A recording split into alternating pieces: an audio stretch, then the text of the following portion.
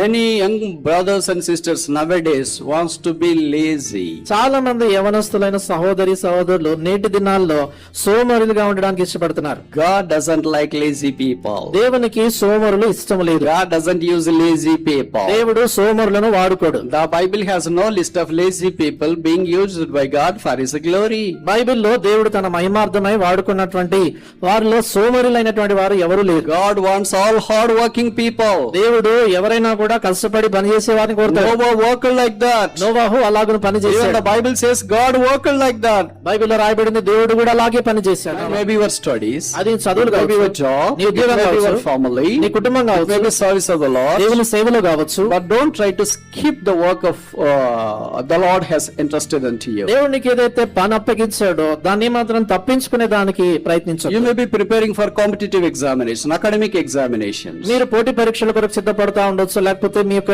మామూలుగా కాలేజీల్లో చదువుల కొరకు సిద్ధపడతా ఉండొచ్చు. But if you eat more and sleep more, where is the question of preparation? అది కదా అన్న చెప్పినట్లు నిండుగా తిని నిండుగా దుప్పటి కప్పుకొని పడుకుంటే where is a question of preparation. Question paper leak అయినా మీ దగ్గరకు వచ్చిన same. So we want to encourage young people, don't be lazy. కాబట్టి అవనస్తులను ప్రోత్సాహపరిచేది ఏంటంటే ఏ మాత్రం కూడా సోమరులుగా ఉండొద్దు. కట్ ఆఫ్ స్లీప్, నిద్ర కొంచెం తగ్గించండి. Cut off your food also, మీ భోజనం కూడా కొంచెం తగ్గించండి. Cut off visiting Bawarchi and paradise.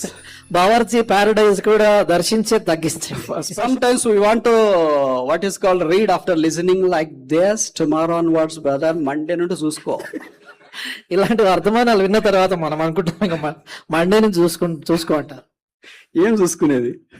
చూసుకుంటా ఒకవేళ చూసుకున్నా 1 or 2 weeks will read. ఒకవేళ చూసుకున్న ఒక వారము 2 వారాలు. Then again there may be some situation, maybe not at home. దాని తర్వాత ఇంటిలో కావచ్చు, ఇక మళ్ళీ పరిస్థితి ఏదైనా రావచ్చు, Or maybe around you. లేదా చుట్టూ ఉన్నటువంటి You get పరిస్థితి discouraged. నువ్వు నిరుత్సాహపడతావు. ఇంకెంతలే ఎంత చదివినా ఇంత.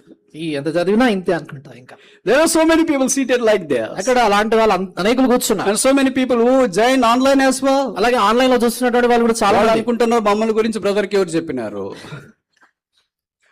This is the story of every young brother and sister, and very frequently we come across such young generation today. కాబట్టి ఇది ప్రతి యవన సహోదరుడు సహోదరి వారి యొక్క చరిత్ర ఇలాగే ఉంది.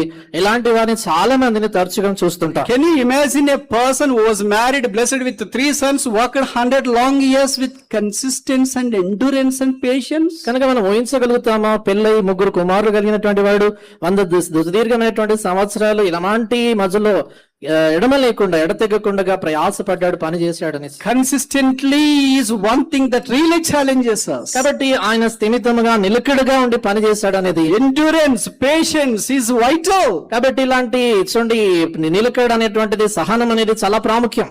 Do your job, leave the rest of the results unto the Lord. Then you will see how God is going to reward richly in your life. కాబట్టి నీ వంతు నీ పని నువ్వు చేయి, దాని తర్వాత ఫలితాలు దేవుని చేతిలో పెట్టు. అప్పుడు దేవుడు ఎంత ఐశ్వర్యవంతంగా నేను దీవిస్తాడు అనేది నువ్వు చూస్తావు.